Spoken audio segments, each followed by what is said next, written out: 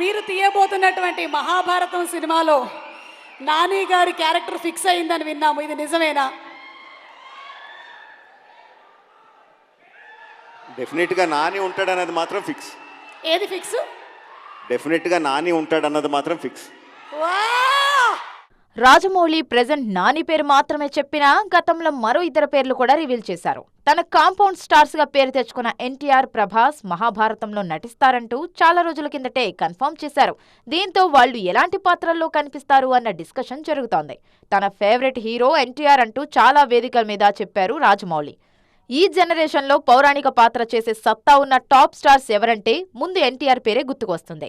నటుడిగా ఎన్టీఆర్ ఎలాంటి పాత్రనైనా అద్భుతంగా పండించగలరు. అందుకే మెయిన్ క్యారెక్టర్ తారక్కు పడే ఛాన్స్ ఉంది.